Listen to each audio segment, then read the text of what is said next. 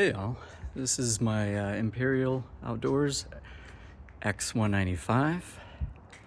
Not only is it stage 3, it has a number of pretty significant upgrades that I'm going to take you through. I'm going to focus mostly on what's different from the stock stage 3, since there's plenty of great videos. But we'll start from the outside. So here is a little pass-through compartment. Main reason I'm showing this, see a Starlink dish, little coupling that attaches to these poles here. Takes about 2 minutes to set up. The Starlink wire simply goes through this egress right here, out the bottom. From there, you have what they call a pole daddy. So the pole actually sits up there, unobstructed, extremely secure. Works fantastic. It just takes a few minutes to set up. And then come around the other side. Of course, you've got this is just where the steps go, which they're over there right now. So normally they would just go in here. Little welcome mat if you want. Over here, nothing exciting. Just actually it's locked right now, but it's just the propane tanks. Here is the other side of the pass-through storage. Lots and lots of storage in there. There's other external storage as well. Back up so you can get a better view. There we go. So as you can see, it's in great shape. It's a 2024 model. I don't know exactly how many miles is on it.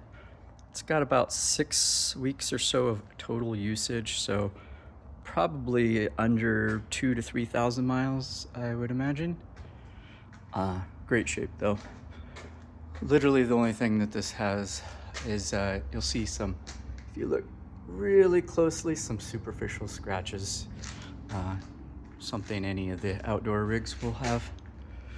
Back here you've got some more storage, as well as these mounting racks, which are pretty awesome. Got some wheel chocks in there for you. Also have for attaching to the pump, so you can actually pump up tires if you want. Here's your spare. Right here you got the hooks. You can see the stabilizer jacks. Actually have never used the stabilizer jacks. I always keep it attached to the truck. I do what I call lazy camping, which is to pull up, put on the stairs, put on the Starlink, and I'm good to go in about 5 minutes. So never tied to a location. That way I can pick up and go the next day if I want to travel to a new location. One of the additional non-standard functions on the outside is the electric awning, which I'll demonstrate that in a second once I go inside. But one other thing I want to point out, up here you've got a rear backup camera, so that's pretty fantastic for traveling safely on the road. So let's go inside here. I got my little trusty dustpan, broom and dustpan here. On the inner part, we've got the electric awning. So I'm in storage right now, so I'm not going to open it completely, but you get the idea. It's electric awning. It's also got the wind sensor, so if you accidentally forget that that's out and you step away from the trailer, it'll help protect it. So this is the king size bed.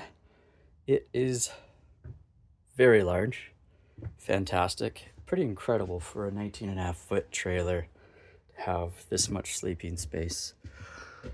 But even more exciting is what's under it. Now the stage 3, when you get this trailer, stage 3 is 1080 amp hours of battery. It's actually 3 3 different batteries. This is a special order. As you'll see, each of these batteries is 450 amp hours, and there are 4 of them. That's 1,800 amp hours of battery, which comes out to approximately 21 kilowatt hours of power. It's pretty ridiculous actually, but I'll touch on that in a moment, why it's actually pretty important. And then you'll see I've got Starlink modem in here, which is included with the trailer if you like. For the kitchen, it's all standard, nothing surprising here. It's a very functional sink.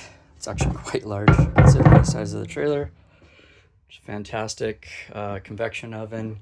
Got some little additional things for storage, including got this guy here. It is a fully stocked kitchen if you like, or if you prefer to be emptied out, that's fine too.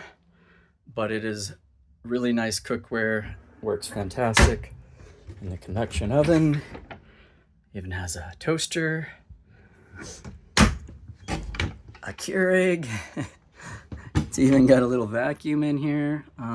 So I'm including all this for those that are interested. I've got the portable speaker. Of course, these are all standard, but if you're not familiar with these windows, they're pretty fantastic. So here we go. You can position it however you like. And then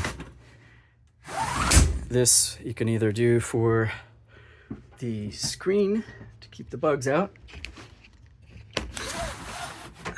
or you could do the other side, which is to actually block out the sun, which works incredibly well.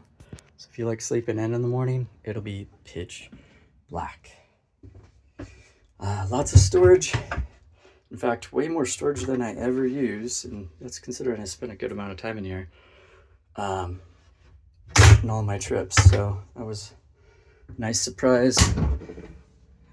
Plenty of stuff for all your bathroom needs.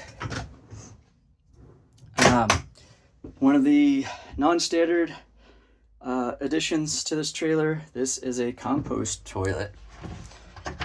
So close this for a second. So it's actually a compost toilet. Obviously it's completely empty right now. And in this little storage cubby, you've got the compost bricks. That will do for probably 2 years worth of camping use. So I can't stress that enough. Having the compost toilet has been fantastic for, well, frankly, lazy camping. So the shower is mostly standard. The only thing that I added here was the little insulator. It's just magnetic. Sits over the Max Air fan. So if you're in super cold or super warm location, it could be a little extra bonus for efficiency if you'd like. Nothing too surprising about the fridge and freezer. It's all standard, of course. They're off at the moment. It's in storage mode, so just turn these off so you don't have to flip the breaker or anything. Over here you got the water pump as well as the heater. The water's empty right now, so of course the pump's off. See cabinets above the bed. Nothing particularly surprising there. Here's all the gadgetry. The inverter's off at the moment, but if you needed that, of course, it just takes a moment to turn on. The only actual appliance in this rig that requires the inverter is the convection oven. So now that that's on, I could actually turn that on, of course. So don't need that. However, the Truma, and this is something that I use quite a bit, is instead of using gas, which is propane, I'll often use electric mode 1.